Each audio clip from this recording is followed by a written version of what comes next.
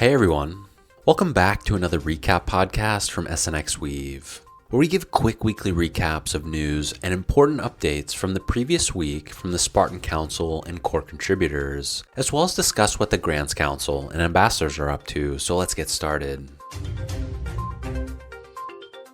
Let's talk top priorities. At the moment, the CCs are busy improving atomic swaps, getting debt migration ready, and getting V3 and Perps V2 to audit. Currently, the architecture refactor for Perps V2 is mostly complete and is being reviewed internally by engineers. In addition to these top priorities, there are also several other SIPs that are currently in progress. The SIPs for the direct integration and subsequent curve integration, as well as SIP 252 to allow SNX escrow entries to be liquidated. SIP 252 has been approved and is in its final testing stage. There was, however, some discussion regarding the penalties for this SIP, with Caleb suggesting a higher penalty on escrow liquidations and Kane being opposed to this. Caleb argued that this would encourage responsible staking, and while Kane is against this as a rule, he might consider it as a one-time cleanup action on the initial escrow liquidation. FIF also called attention to the fact that there's a one-click hedging solution now in DSNX, so there really isn't a reason for stakers to fall below the minimum C ratio. Kane was concerned, however, that the staking equilibrium may be disrupted with a move like this, particularly at the same time that many council members are starting to lean towards reducing and possibly eliminating inflation.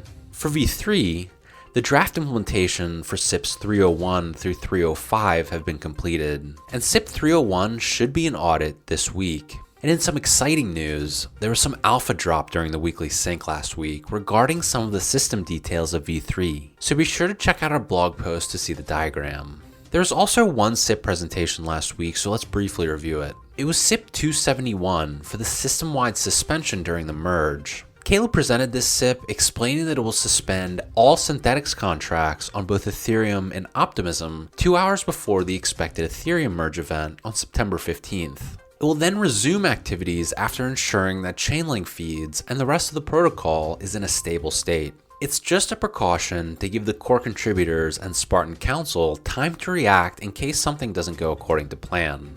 At the point of the merge, Synthetics will no longer support proof of work. DB suggested a less controversial suspension parameter based on terminal total difficulty rather than a time period ahead of the specified block.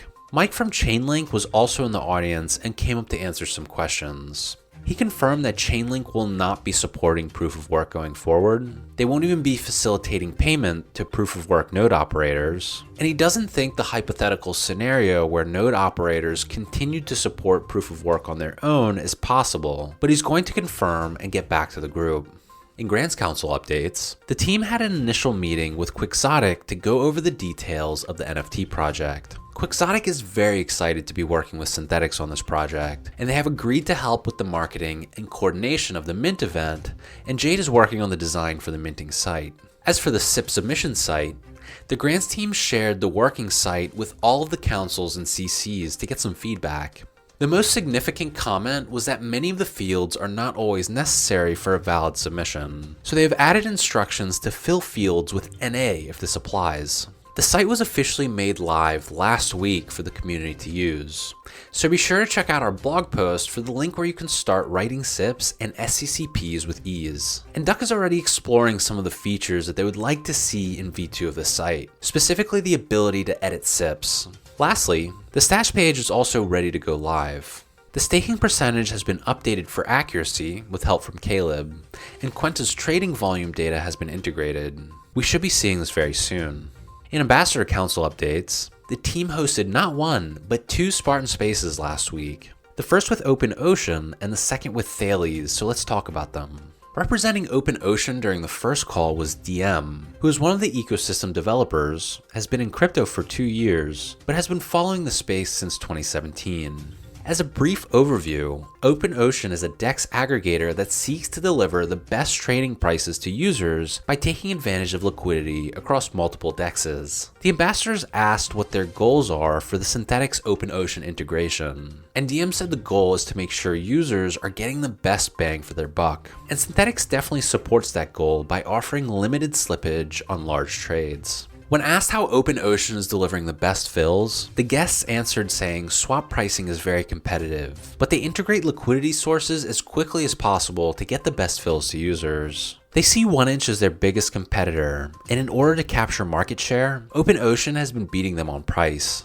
The protocol also recently had some updates, including a complete visual refresh of the landing page and UI upgrades, adding the TradingView chart to the interface, adding more tokens to the selection list, adding limit order functionality, and it's now operational on mobile as well. DM also explained that in terms of user trust, OpenOcean doesn't actually take custody of any funds. So when you set an order, the funds remain in your wallet until the order is filled. And lastly, there was some discussion of OpenOcean's governance and future plans. At the moment, they are still in the early stages of governance, where most of the decisions are being made by a small team. And as far as a roadmap goes, they have a few goals for the coming months. They want to allow the community to be more involved in decision making. They want to add cross-chain swaps, and longer term, they are interested in entering the wealth management space to help users make educated decisions on how to swap. Next up is a Spartan Space with Thales. We got to hear from Padzank again, who's the strategy lead at Thales and has been around the synthetics community for a while. As we all probably know, Thales is one of the first synthetic spin-offs on Optimism. For some background, Synthetics had the codebase already built in to support binary options, but they weren't able to develop it to its potential. Thales spun off from there with a focus on building out a suite of products based on this functionality. Anyone can create a binary options market, and when a market is created, two types of tokens are minted based on the possible outcomes. Depending on the outcome, only one of those token types is eligible for SUSD claim. Currently, Thales has the following product offerings. Positional markets, defined by assets above or below a specific price at a specific time. Range markets, defined by a price range at a specific time. Exotic markets, which are prediction markets with in-house optimistic oracles.